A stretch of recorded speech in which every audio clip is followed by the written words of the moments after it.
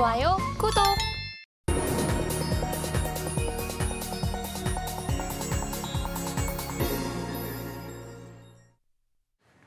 앞서 살펴본 조간 브리핑 중 전문가는 어떤 부분에 조금 더 초점을 맞췄을까요? 오늘의 일면 헤드라인입니다. 데이터 전문가 모셔라 새해 첫 회의에서 저출산 다룬 윤 대통령. 네, 헤드라인 풀어주실 분이죠. 헤르메스 스타 김시은 팀장 함께합니다. 어서 오세요. 네, 안녕하세요. 네, 어제 일제히 저출산 관련주가 상승 흐름을 보여줬습니다. 헤드라인 풀어주시죠. 관련했을 때 아무래도 새해가 지나면 민생 관련 정책이라든지 언급이 많이 되고 있습니다. 첫 번째로 저출산에 대한 이야기가 굉장히 많이 나와주고 있는데 윤 대통령께서 새해 첫 수석 비서관 회의에서 저출산 대책에 대해서 이야기를 했습니다. 물론 신년사에서도 저출산 문제에 대해서도 이야기를 굉장히 많이 한 바가 있지만 관련했을 때 저출산 문제가 무엇인지 데이터를 하나씩 확인을 하고 원인을 확인을 하겠다. 물론 저출산 원인 무엇인지 알 것 같긴 합니다만 이제 네. 대통령께서 언급을 한 만큼 관련했을 때 아무래도 이쪽 섹터에 좀 관심이 모아질 수밖에 없는 흐름들이 연출이 되고 있고요. 거기다가 더해서 이벤트도 앞두고 있는데 오늘 국무회의가 진행이 됩니다. 국민과 민생이 함께 진행을 하는 민생 토론회에서 다양한 주제가 진행이 되는데 물론 관련했을 때 일자리도 있고 주택도 있고 저출산도 있지만 아무래도 저출산에 대한 내용들이 끼어 있다 보니까 관련했을 때의 흐름들은 계속해서 지켜볼 필요가 있다는 점. 아무래도 좀 사회적인 문제가 계속해서 나오고 있는 저출산에 대한 문제이다 보니까 관련했을 때 정부의 정책이라든지 혹은 관련 내용들이 계속 나올 것으로 보여지고 있어서 이쪽 흐름들은 좀 계속 체크를 해볼 필요가 있지 않을까 이렇게 짧게 정리하도록 하겠습니다. 네, 저출산과 관련된 심각성이 점점 더 눈에 보여지고 있습니다. 자, 그럼 이와 관련해서 투자 키워드는 좀 어떻게 잡아봐야 될까요? 아무래도 좀 저출산이다 보니까 우리나라 출산율이라든지 혹은 출생아 수에 조금 더 초점을 맞춰보시면 좋을 것 같은데 올해 전망하고 있는 출생아 수가 0.6명대입니다.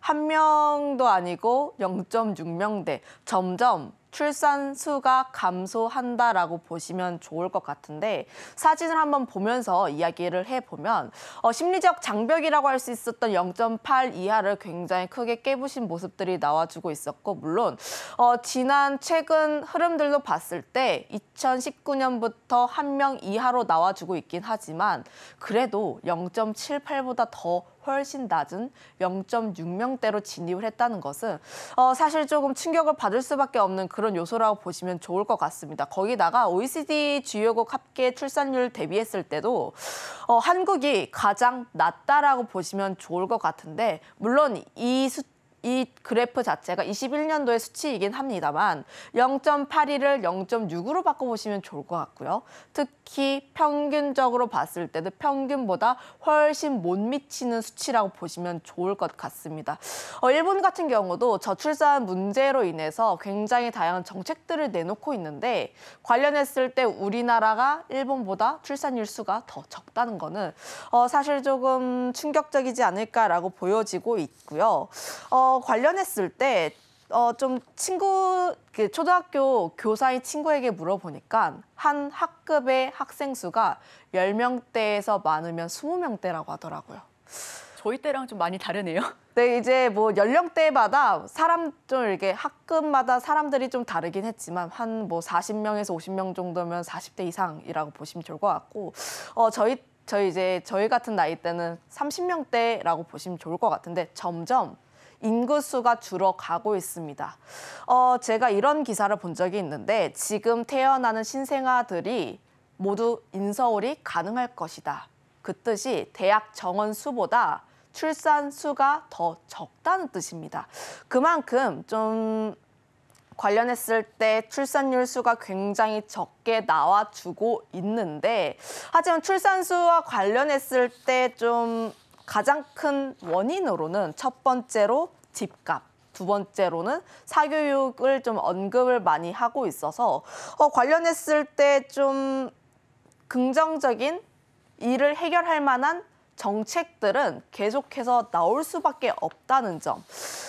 관련했을 때 아무래도 이와 같은 문제는 사회 구조적인 문제이고 뭐 결혼을 생각 안 하시는 젊은 층들이 계속해서 많아지고 있다 보니까 거기다 결혼을 하더라도 아이를 낳지 않는 분들이 굉장히 많습니다. 다음 그래프도 한번 보도록 할게요.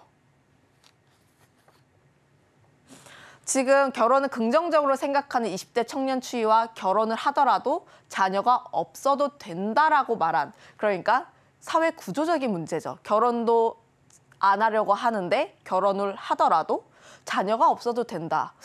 이와 같은 수치는 계속해서 올라갈 수밖에 없습니다. 앞서 이야기를 한 것처럼 첫 번째로 집값 지금 물론 고점 대비했을 때 조정을 받긴 하지만 2010년대와 비교를 하더라도 굉장히 높은 집값입니다. 사실 월급 가지고 집을 사는 게 굉장히 어려운 일인데다가 사교육비 같은 경우도 계속해서 올라가고 있는 모습들. 물가 같은 경우도 계속 올라가고 있는 와중에 내 자식 그래도 공부는 좀 잘해야지 하면서 계속 교육시키고 학원 보내고 영어만 보낼 게 아니라 수학도 보내야 되고 국어도 보내야 되고 뭐 또 이제 다양한 토론 학원도 보내야 되고 사육비 굉장히 많이 듭니다.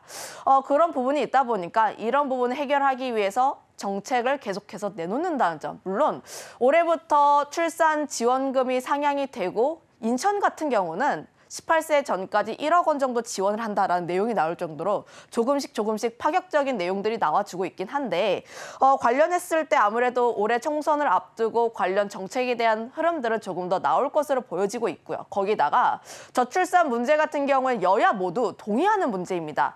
사실 정책 테마주를 조금 생각을 해볼 때 여야 모두에서 나올 수 있는 스토리라든지 혹은 스토리가 굉장히 좋을 수밖에 없는 그런 쪽에 대한 이슈는 계속 나올 수밖에 없기 때문에 이런 쪽 흐름들은 계속 체크를 해볼 필요가 있지 않을까 이렇게 정리하겠습니다.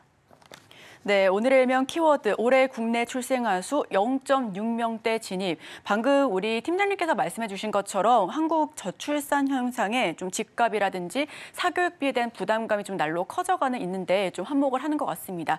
왜 많이들 아시겠지만 대치 퀴즈라든지 압구정 퀴즈, 저도 반포 퀴즈 출신으로서 나는 우리 엄마처럼 이렇게 못하겠다 이런 생각도 많이 했었거든요. 자, 정권 교체에도 계속해서 나오고 있는 저출산 대책. 그렇다면 여기서 수혜를 볼 수 있는 업종은 뭐가 있을까요?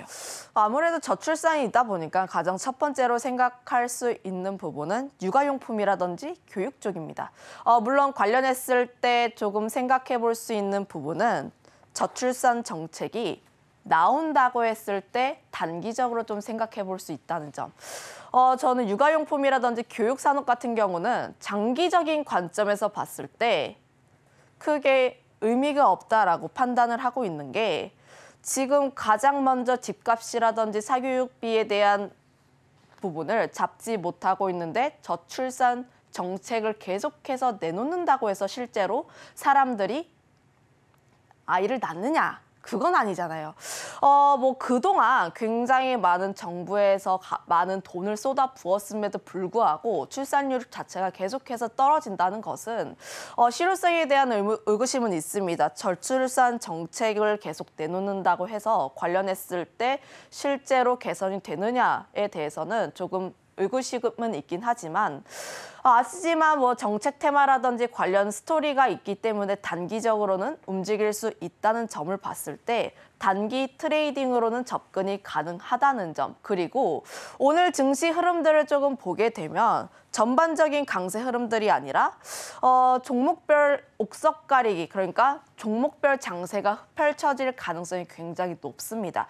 미국 증시도 그렇고 뭐 지정학적 리스크도 그렇고 관련했을 때 뭐 금요일 구인 보고서를 확인하기 전까지는 조금씩 차익 매물이 나오면서 시장을 관망할 흐름들이 높기 때문에 테마주로 좀 관심을 있게 볼 필요가 있지 않을까. 거기다가 더해서 어제 같은 경우는 아가방 컴퍼니가 상한가에 진입을 했습니다. 그런데 이 차트 흐름을 보면서 이야기를 할 텐데 어제의 상승세가 굉장히 의미가 있는 상승세였다고 보시면 좋을 것 같아요.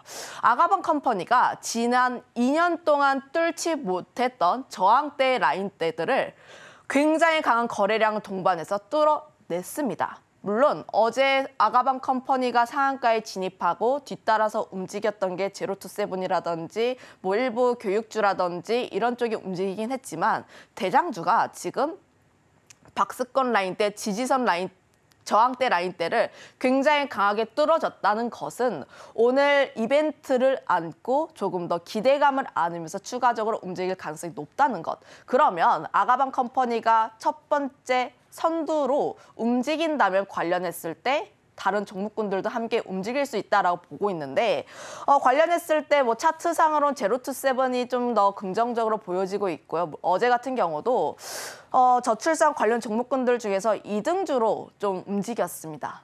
테마로 접근할 때 저는 가장 먼저 보고 있는 게 대장주의 흐름들을 체크를 하고 그리고 대장주를 잡지 못할 거면은 그 후속주로 2등까지는 유효하다. 수급이 이 이벤트가 조금 더 길게 끌고 갈 수 있을 것이다라고 보면은 다른 종목군들 쪽에서도 수급이 돌아가면서 순환매가 돌긴 하지만 관련했을 때 아무래도 이 이벤트 같은 경우에 단기 트레이딩으로 접근을 해야 하기 때문에 제로투세븐이라는 종목은 단기 트레이딩으로 좀 괜찮다라고 보여지고 있고요. 거기다가 더해서 관련주로 SAMG 엔터라고 있는데 이 기업 같은 경우에는 어제 관련 이벤트로 주가의 상승세가 크게 나오지는 않았습니다만 그럼에도 불구하고 이 기업을 계속 봐야 하는 이유는 티니핑 IP가 굉장히 잘 되어 있고 관련했을 때 실적 같은 경우가 계속 늘어나고 있는 모습을 보여주고 있어요. 실제로 뭐 초등학교라든지 아이가 있으신 분들은 아실 것 같은데 티니핑을 굉장히 좋아합니다. 여자 아이들이 거의 뭐 등골핑이다라고 할 정도로 가격대도 좀 있고 장난감들이 거기다 티니핑 월드도 오픈을 했기 때문에 관련했을 때 IP에 대한 매력도가 굉장히 있다는 점 거기다가 더해서 중국 쪽에 대한 매출도도 계속 올라가고 있고 메탈 카드봇이라든지 남자 아이 쪽도 공략을 진행하고 있기 때문에 이쪽 같은 경우는 실적 대비했을 때 추가적으로 계속 좀 더 봐도 좋은 종목이지 않을까라고 보여지고 있고요. 단기적인 것 말고 중장기적인 관점에서 봤을 때는 역시 로봇을 계속 봐야 합니다. 물론 지금 관련했을 때 로봇 같은 기업은 좀 쉬어가는 흐름들이 나와주고 있긴 하지만 아무래도 로봇 산업 같은 경우에는 저출산이라든지 노동력에 대한 부족 혹은 뭐 인건비가 계속 증가를 하는 사회 구조적인 변화로 인해서 앞으로 계속 성장을 할 수밖에 없는 산업이다라고 보시면 좋을 것 같고요. 대기업들도 작년에 이어서 올해 같은 경우도 로봇 산업에 계속 투자를 진행하고 있습니다. 대기업들이 투자를 진행을 하고 있는 이유는 그쪽 시장이 앞으로 성장을 할 수밖에 없고 그리고 그 시장이 돈이 되기 때문에 진출을 하는 것이라고 보시면 좋을 것 같은데 관련했을 때 금리 인하에 대한 기대감으로 인해서 성장주에 대한 관심이 계속 모아지고 있고 M&A라든지 혹은 신사업 추가로 인한 기업들이 굉장히 다양하게 나와주고 있어서 지금 로봇 같은 경우도 계속해서 관심 있게 볼 필요가 있다는 점. 다만 현재 로봇주 같은 경우는 두산 로보틱스의 흐름이 굉장히 중요한데 관련했을 때 두산 로보틱스의 주가 차트 흐름들을 계속 면밀하게 체크를 해볼 필요가 있지 않을까 이 의견까지 드려보도록 하겠습니다. 좋아요, 구독!